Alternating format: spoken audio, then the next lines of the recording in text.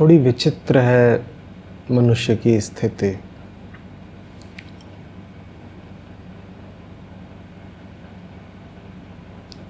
रहना उसे शरीर में ही है, रहना उसे जगत के साथ ही है,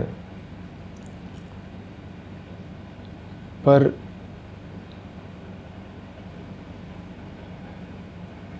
सिर्फ शरीर बनकर रहता है तो मौत का डर सताता है।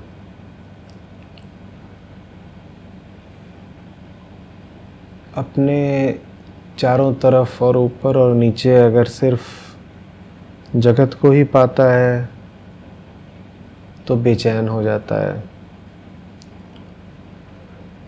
न शरीर छोड़ सकता है, न दुनिया छोड़ सकता है, न शरीर और दुनिया में वो चैन पाता है। ये वो मूल समस्या है जिसे उपनिषद संबोधित करते हैं।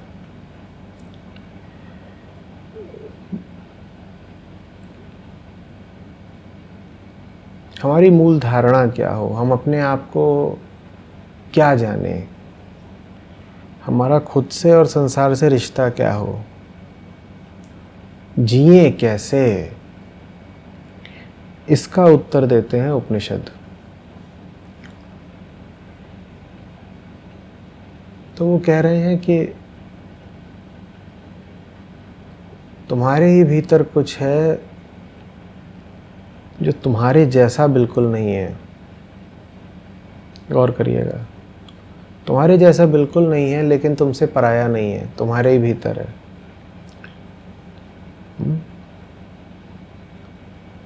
तो तुम शरीर हो, शरीर बीमार हो जाता है, बूढ़ा हो जाता है,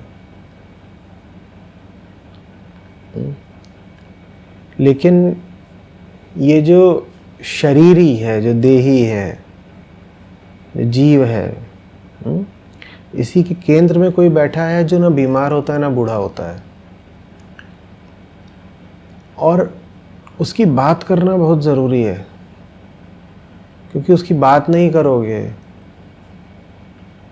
तो या तो खुद को ठगते हुए जियोगे कि अपने आप को कभी याद नहीं आने दोगे कि तुम्हारा अंजाम क्या होने वाला है, क्योंकि अंजाम तो शरीर का एक ही है, मौत। अगर बहुत खुशी खुशी जीना है तो बहुत ज़रूरी हो जाता है बहुत लोगों के लिए कि वो अपने हश्र को जबरन भुलाए रहें, कि मौत को ज़रा भी याद ना आने दें, कि अपने आसपास माहौल ऐसा निर्मित कर लें जिसमें मौत की अनिवार्य स्मृति के लिए कोई जगह ही ना हो। एक तो तरीका ये है झूठी खुशी का, और अगर झूठी खुशी नहीं चाहिए तो दुख मिलेगा, क्योंकि शरीर तो बने बैठे हो। अब या तो शरीर के अंजाम को भुला दो, और अगर भुला नहीं रहे तो क्या याद आएगी तुरंत? मौत। और मौत याद आएगी तो दुख मिलेगा। तो ये दो रास्ते हैं आपके पास, या तो दुख झेलिए या झूठी खुशी पाइए। ऋषियों को ये दोनों ही रास्ते स्वीकार नहीं थे। उन्होंने कहा दुख तो चीज़ खराब है ही, झूठी खुशी भी कुछ बेहतर नहीं है। लेकिन यहाँ बात अटक जाती है। शरीर तुम हो और शरीर का हश्र है मृत्यु और बीमारी और बुढ़ापा और तमाम तरह की सीमाएं। कहीं चोट लग गई, अकड़ गए, बहुत शरीर बनाया भी तो भी एक दिन पता चला कि अलमारी खिसकानी थी, वो खिसक नहीं रही है। अचानक से स्पष्ट हो गया कि शरीर की सामर्थ्य की सीमाएं हैं।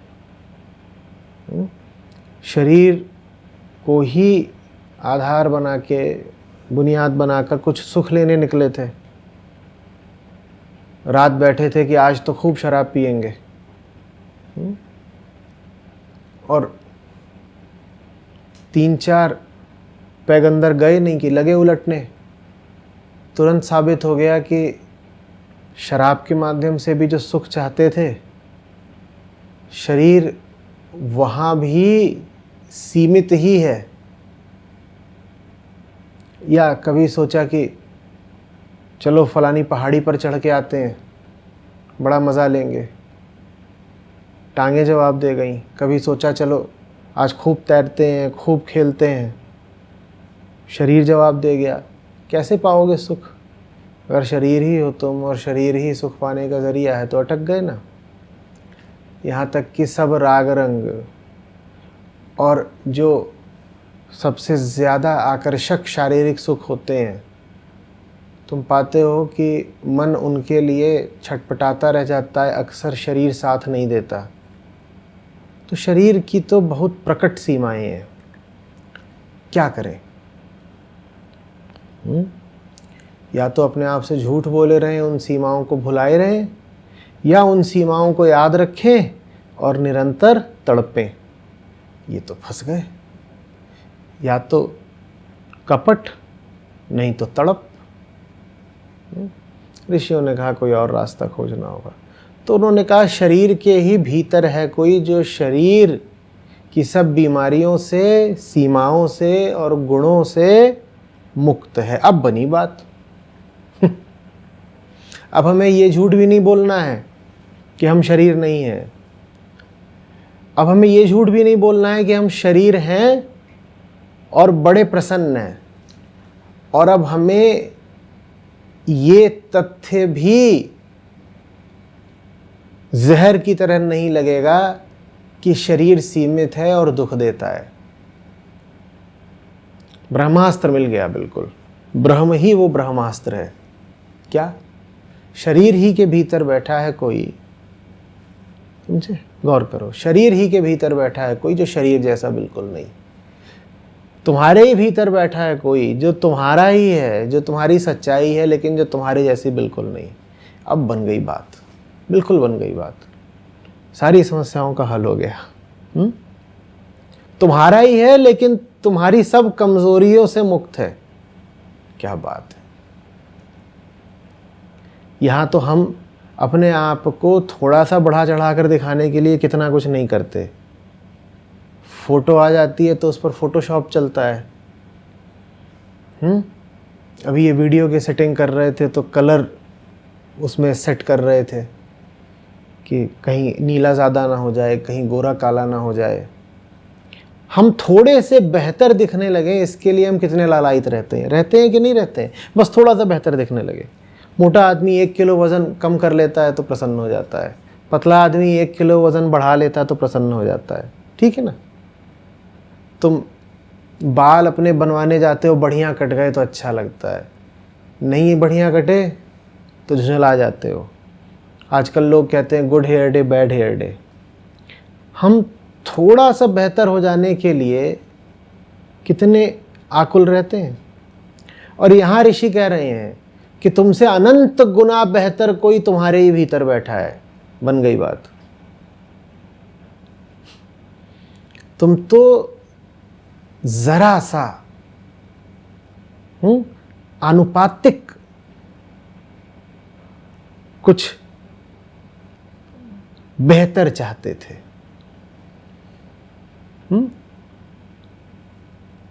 इंक्रीमेंटल बेटरमेंट, उससे ज्यादा हमारी जैसे हैसियत ही नहीं होती। हिम्मत ही नहीं पड़ती, औकात ही नहीं होती। जैसे कोई लड़का हो 40 नंबर पर पास होते हैं और उसके आए 38। वो गया है परीक्षक के पास कि कुछ थोड़े अंक दे दीजिए, ठीक है, कृपा अंक कहते हैं, ग्रेस मार्क्स। तो जाके क्या बोलेगा? हिम्मत पड़ेगी उसकी कि बोले कि मुझे 40 नंबर और दे दीजिए? तो ऐसे ही अस्तित्व के सामने हमारी हालत है।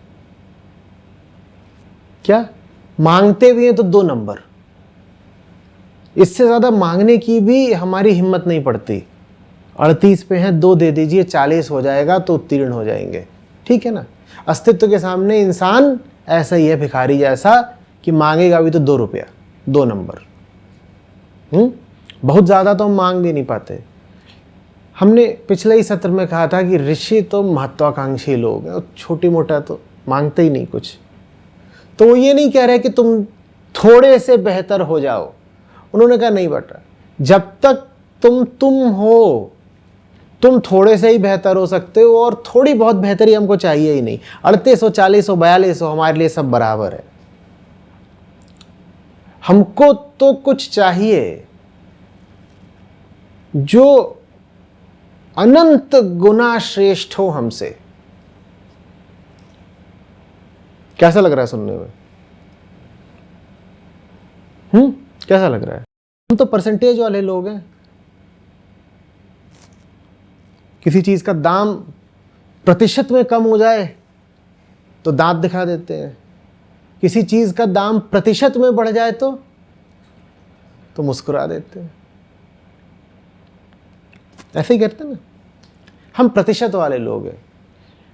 और ऋषि यहाँ ऐसे हैं कि गुणा भी नहीं कर रहे, वो ये भी नहीं कह रहे कि तुमको 100 रुपया मिल रहा था, अब 100 गुणा 100 मिलेगा ना,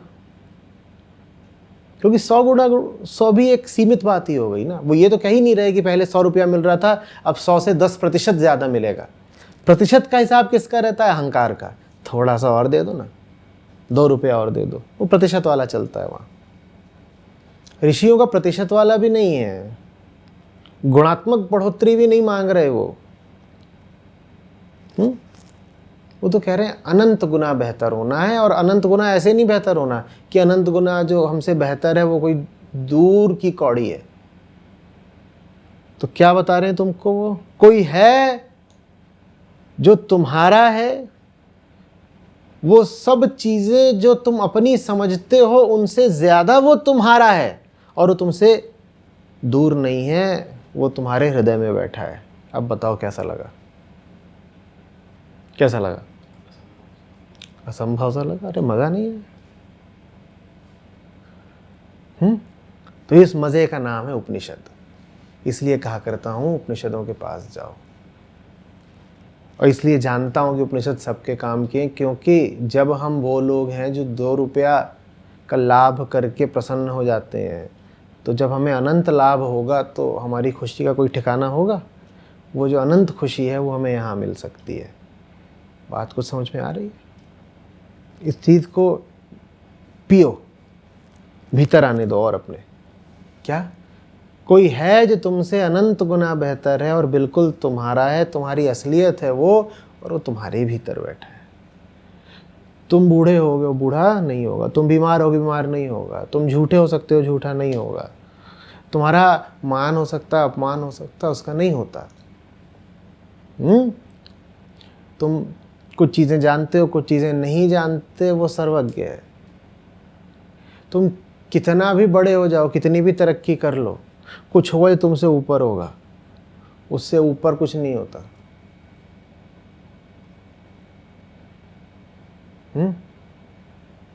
कैसा लग रहा है? और वो जो है वो बिल्कुल तुम्हारे भीतर ही बैठा हुआ है। बात आ रही समझ में? श्लोक को दोबारा पढ़ते हैं। जब भी श्लोकों पर आओ, पूछा करो अपने आप से कि देखो ये मुझे बोला तो गया है मेरी मदद के लिए ही, मुझे बोला गया है मेरी मदद के लिए ही। तो शुरुआत ठीक किया करो। पूछा करो अपने आप से कि कैसे ये मेरी मदद करना चाह रहे हैं, क्या मैं इनकी सहायता कर सकता हूँ? क्या मैं इनकी सहायता कर सकता हूँ कि ये मेरी मदद करें? क्योंकि अगर तुम मदद करने में इनकी सहायता नहीं करोगे तो ये भी तुम्हारे आगे मजबूर से हो जाएंगे। तुम में और कोई ताकत हो ना हो, इतनी ताकत ज़रूर है तुम में, क्या कि तुम्हारी मदद के लिए आती बड़ी से बड़ी ताकत को तुम बेअसर कर सकते हो। बाकी हर मामले में हम बहुत कमज़ोर होते हैं, एक मामले में बड़े ताकतवर होते हैं। किस मामले में? कि हमारी मदद के लिए कोई बड़ी से बड़ी ताकत आ रही हो, हम उसको विफल कर सकते हैं कि वो हमारी मदद ना कर पाए। इतनी ताकत हम में ज़रूर होती है। कुछ अच्छा अपने लिए कर पाने की ताकत हम में कम होती है थोड़ी, लेकिन अपना सत्यानाश कर लेने की ताकत हम में पूरी होती है। बात समझ में आ रही? तो यहाँ पूछना चाहिए कि ऋषिवर क्या बताना चाह रहे हैं, ऐसी कौन सी व्यवहारिक बात है जो रोज़मर्रा की ज़िंदगी में मेरे काम की है। उन्होंने यूँ ही कुछ नहीं बोल दिया। ऋषियों को तो मौन बहुत पसंद होता है। एक भी शब्द अगर बोल रहे हैं तो कुछ बात है, वो बात समझो, और वो बात तुम्हारे काम की है, क्योंकि उनका अपना तो कुछ स्वार्थ है नहीं। ये मान के चला करो, उनका अपना स्वार्थ नहीं है। तो पूछो कि मेरी मदद कैसे की जा रही है। श्लोक पढ़ते हैं। उसे हम जानते हैं जो जरा आदि से मुक्त सदा नित्य है। पहली ही बात में देखो कष्ट की झलक मिल रही है तुम्हें। जरा याद आ रही है, अमुक्ति याद आ रही है, अनित्यता याद आ रही है। चित्त ऐसा चाहिए संवेदनशील, जिसको अपनी हर खोट लगातार स्मृत रहे, भूले नहीं। चूंकि अपनी खोट याद है, इसीलिए फिर उत्साहित होकर के तुमको बता रहे हैं कि देखो निराश मत हो, हम उसे भी जानते हैं जो जरा से मुक्त है, जो नित्य है, जिस पर कोई बंधन नहीं है। फिर वह सबसे पुरातन पुरुष सब में आत्मा रूप से समाहित है, और खुशखबरी ये कि वो तुम्हारे ही भीतर मौजूद है। सिर्फ इतना ही तुम्हें नहीं बता रहे हैं कि तुम्हारी कमज़ोरियाँ कहीं पर जाकर ख़त्म होती हैं, हम तुमसे ये भी बता रहे हैं कि वो जिसमें तुम्हारी कोई भी कमज़ोरी लेश मात्र भी नहीं होती, वो तो तुम में ही है। तुम में ही है। अपनी ताकत को पहचानो,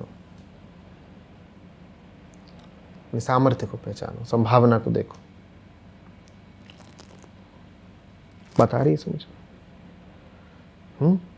और हम इधर उधर भागते रहते हैं कि छोटा मोटा कहीं से उत्साहवर्धन मिल जाए, कोई थोड़ी प्रेरणा दे दे, कोई हमें थोड़ी ऊर्जा भर दे, कोई पंप मार दे, मोटिवेशन दे दे। ये क्या है? ये क्या है? यहाँ तुमसे क्या कहा जा रहा है कि वो जो पूर्ण है, निर्दोष है, अंतिम है, असीम है, एब्सोल्युटली परफेक्ट है, वो तुम्हारे भीतर मौजूद है।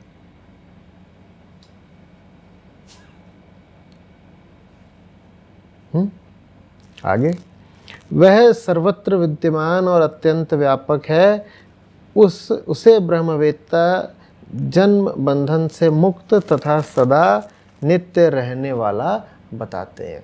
और जब तुम सीमित होकर के संसार को देखते हो तो संसार में भी तुम्हें सब सीमाएं ही सीमाएं दिखाई देती हैं। संसार में तुम्हें फिर कुछ ऐसा दिखाई भी नहीं पड़ेगा जो तुम्हारे काम का हो। काम का क्यों नहीं है? क्योंकि भीतर ही भीतर अकुला तो रहे हो तुम कि कुछ असीम मिल जाए। खुद क्या बने बैठे हो? सीमित। दुनिया में क्या दिखाई देगा? सीमित। लो, तुम भी सीमित, दुनिया भी सीमित, और चिल्ला रहे थे कि असीम असीम। अब सीमित और सीमित मिलकर के असीम तो हो नहीं जाएंगे कि हो जाएंगे? सीमित में सीमित को चाहे जोड़ दो, चाहे घटा दो, चाहे गुणा कर दो, कुछ भी कर दो, दोनों का असीम तो नहीं हो जाएंगे ना। कि हो सकते हैं? दो संख्याओं को ले लो, दो सीमित संख्याओं को ले लो, और उनके मध्य तुम्हें जो भी प्रक्रिया, जो भी ऑपरेशन करना है कर लो, और मुझे बताओ कि क्या तुम असीम तक पहुंच सकते हो? किसी भी तरह से उत्तर आ सकता है अनंत, इन्फिनिटी? कोई भी दो संख्याएं ले लो, शून्य नहीं होनी चाहिए एक संख्या बस, क्योंकि हम बात कर रहे हैं सीमित की, शून्य की नहीं। सीमित का मतलब होता है शून्य से ज़्यादा या कम, लेकिन पूर्ण नहीं। तो बीचों बीच का, त्रिशंकु जैसा लटका हुआ, उसको सीमित बोलते हैं। कोई भी दो सीमित इकाइयाँ ले लो और उनको जिस भी तरीके से तुम्हें तोड़ना, मरोड़ना, जोड़ना, जो करना करो, अनंतता तक पहुंच सकते हो, इन्फिनिटी ला सकते हो, उत्तर नहीं ला पाओगे। यही हाल अहंकारी जीव का होता है। वो भी सीमित, उसके संसार भी सीमित, लेकिन वो अपने और संसार के बीच हजार तरह की जोड़ तोड़ करता रहता है, 50 तरह के रिश्ते बनाएगा, ये पकड़ेगा, वो छोड़ेगा, सब। और नतीजे में हमेशा क्या मिलती हैं? और ज़्यादा सीमाएं, असीम मिलता नहीं है। ठीक है, इसके उलट अभी यहाँ क्या बात बोली गई? पहले कहा गया कि वो जो अनंत है वो कहाँ मौजूद, और फिर अगली ही सांस में कहा गया कि वो जो अनंत है वो सर्वव्यापक भी है। तुम अगर आत्मा हो तो जगत ब्रह्म है। बात समझ में आ रही है? अहम जब आत्मा है तो संसार ब्रह्म है, और अगर आत्मा नहीं है तो अहम के लिए सिर्फ क्या है? सीमित संसार। अहम के लिए संसार है और आत्मा के लिए ब्रह्म है। दोनों ही स्थितियों में देखी तो अपनी ही छवि जाती है। अहंकार की बराबर की छवि क्या होती है? संसार। और आत्मा की बराबर की छवि क्या होती है? ब्रह्म। अहम और संसार एक है, और आत्मा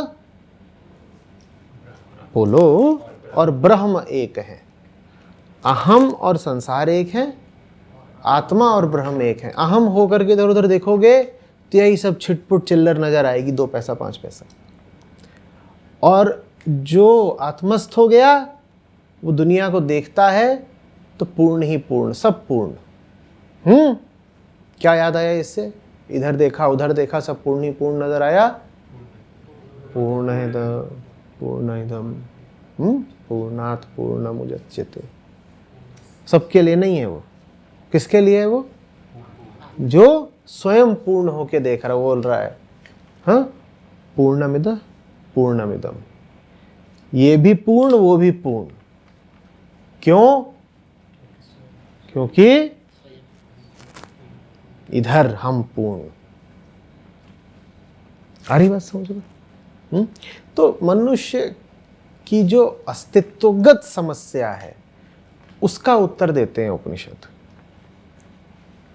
जो मूल समस्या, इंसान होने में ही जो समस्या है, हमारे शरीर में ही जो समस्या बसी हुई है, उसका उत्तर देते हैं उपनिषद। मनुष्य नहीं पैदा होता, क्या पैदा होती है? एक समस्या पैदा होती है। हमारे शरीर में ही समस्या बैठी हुई है, उसी का नाम अहंकार है। हाँ, और उसका उत्तर नहीं मिल रहा तो बाकी सब उत्तर व्यर्थ हैं, क्योंकि हमारी बाकी सब समस्याएं निकलती किस समस्या से हैं? अहम से निकलती हैं। भले ही वो समस्या तुम्हें कितनी भी दूर की लगे या किसी भी क्षेत्र की लगे, लेकिन अगर होशियारी से देखोगे तो ये पाओगे कि ले दे के हर समस्या अहम की समस्या है। तो उपनिषद उस मूल समस्या का समाधान करते हैं, जिसको अगर काट दिया तो बाकी सब समस्याएं अपने आप ठीक हो जाती हैं। हरी बात सोच।